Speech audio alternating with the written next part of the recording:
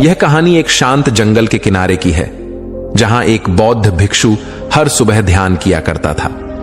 एक दिन एक युवा व्यापारी जो अपने जीवन की समस्याओं से बेहद परेशान था, वह बौद्ध भिक्षु के पास आया और बोला, महात्मा जी, मैं आपके ध्यान करने की कला को देखता हूं और सोचता हूं कि यह कैसे संभव है।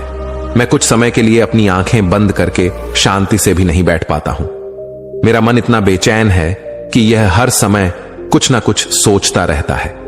मैं जब भी शांत बैठने की कोशिश करता हूं, मेरे मन में विचारों का बवंडर उठने लगता है। कभी अतीत की घटनाएं, तो कभी भविष्य की चिंताएं और कभी कभी बिना मतलब की बातें। और ऐसे ही न जाने कितने सारे अजीबो गरीब विचार लगातार मेरे मन में आते रहते हैं। मैं इन्हें रोकने की बहुत कोशिश करता हूं, लेकिन जब मैं इन्हें रोकने की कोशिश करता हूं तो मेरा मन अशांत होने लगता है और फालतू की बातें मन में उठने लगते हैं। तो इतनी बातें कहने के बाद वह व्यक्ति चुप हो गया। बौद्ध भिक्षु ने उसे देखा और मुस्कुराते हुए कहा, तुम्हारे सवालों का जवाब तुम्हारे ही अंदर है, परंतु इसे समझने के लिए मैं तुम्हें अपने स्वामी गौतम बुद्ध की बताई 4 आदतों के बारे में बताऊंगा। इन आदतों को छोड़ने से तुम्हारा मन शांत हो जाएगा। बौद्ध भिक्षु ने कहा, पहली आदत है समय की बर्बादी।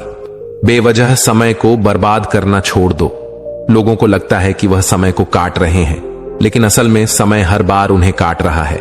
लोगों के द्वारा समय को व्यर्थ के कामों में बर्बाद करने का केवल एक ही कारण है, और वह यह है कि उन्हें लगता है कि उनके पास बहुत समय है, जबकि सच्चाई यह नहीं है, क्योंकि उनसे पहले वाले लोगों को भी यही लगता था कि उनके पास बहुत समय है, लेकिन उन्हें पता नहीं चल पाया कि कब समय बीत गया और उनका बुलावा आ गया।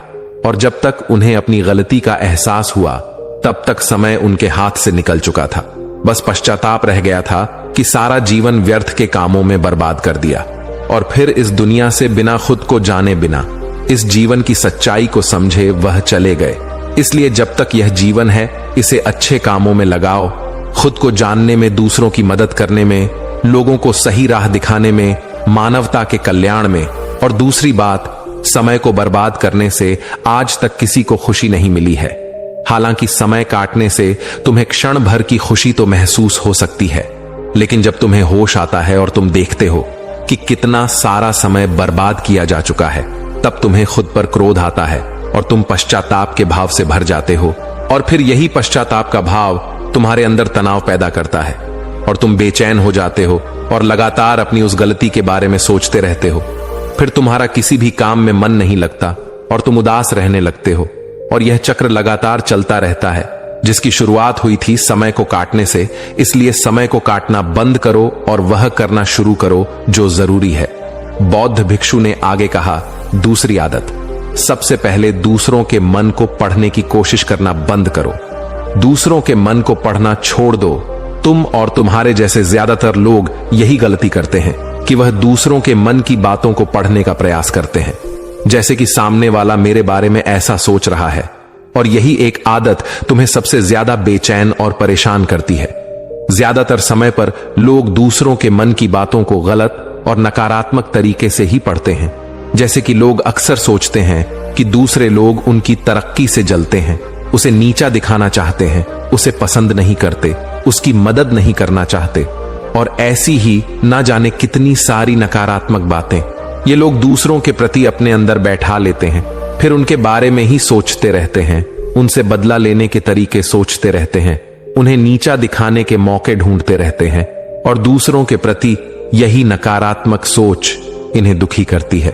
और फिर यह लोग बेचैनी महसूस करते हैं। इसलिए दूसरे लोग क्या सोच रहे हैं, इसका अनुमान लगाना बंद करो।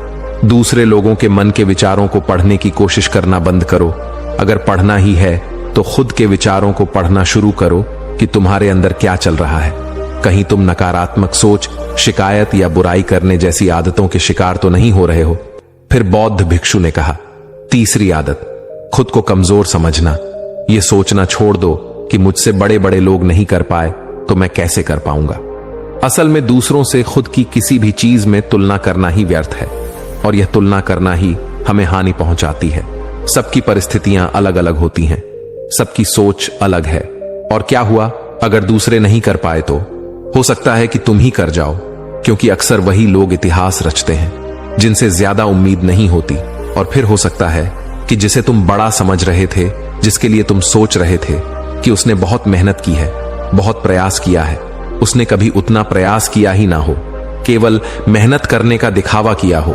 क्योंकि ज्यादातर लोग कभी उतनी मेहनत करते ही नहीं हैं जितनी उन्हें अपने लक्ष्य प्राप्ति के लिए करनी चाहिए, और दूसरे लोगों के सामने यह दिखाने का प्रयास करते रहते हैं कि मैंने तो बहुत मेहनत की थी लेकिन मेरी किस्मत ही खराब थी। और यही वो लोग हैं जो दूसरों को बातों ही बातों में कहते रहते हैं कि जब इतनी मेहनत करने के बाद मैं सफल नहीं हो पाया तो तुम कैसे हो पाओगे। लेकिन अंदर ही अंदर यह इस बात को जानते हैं कि उन्होंने कभी उतनी कोशिश नहीं की थी जितनी उन्हें करनी चाहिए थी। यह बस दूसरों की नजरों में अपनी इज्जत बचाने के लिए और इस डर से कि कहीं दूसरा व्यक्ति इनसे आगे ना निकल जाए, यह अपने अधूरे प्रयास से घबराते रहते हैं और दूसरों को डराते रहते हैं कि जब मैं नहीं कर पाया तो तुम कैसे कर पाओगे। इसलिए किसी दूसरे असफल व्यक्ति को देखकर यह सोचना छोड़ दो कि तुम भी कहीं असफल हो जाओगे। तुम बस अपना सर्वश्रेष्ठ प्रयास करो और बाकी सब समय पर छोड़ दो। भिक्षु ने आगे कहा, चौथी आदत, असफलता का डर। यह सोचना कि अगर असफल हो गए तो लोग क्या कहेंगे, कहीं लोग मुझ पर हंसेंगे तो नहीं। जो हंस रहा है उसे हंसने दो। लोगों के असफलता पर हंसना तो लोगों का धर्म है, क्योंकि अगर तुम सफल हो जाते तो यही वह लोग हैं जो तुम्हारी तारीफ करते, तुम्हें सम्मान देते, तुम पर गर्व करते।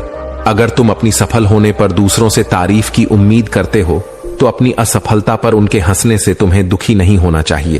और समस्या ही यही है कि हम इंसान असफलता को बुरा मानते हैं, जबकि असफल होना सफल होने से भी ज्यादा जरूरी है। क्योंकि बिना असफल हुए सफल इंसान के अंदर घमंड और दूसरों को खुद से छोटा समझने की भावना पैदा करती है, जबकि असफलता हमें विनम्र रहना, धैर्य रखना और लगातार प्रयास करना सिखाती है। इसलिए असफलता को बुरा मत समझो, और अगर तुम्हारे काम में असफल होने की संभावना नहीं है तो इसका अर्थ है कि तुमने अपना लक्ष्य अपनी क्षमताओं से छोटा बनाया है।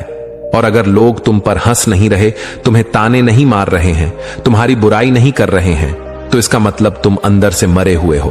तुम अपने मानसिक सीमाओं से बाहर जाकर कुछ नया करने का प्रयास नहीं कर रहे हो, क्योंकि असफल भी वही होता है जो कुछ नया करने का प्रयास करता है। और एक बात हमेशा याद रखना, अगर तुम्हारे अंदर असफल होने का साहस नहीं है तो तुम कभी भी कोई भी बड़ा लक्ष्य हासिल नहीं कर पाओगे जो तुम करना चाहते हो। इसलिए असफल होने और लोगों के हंसने से डरना बंद कर दो।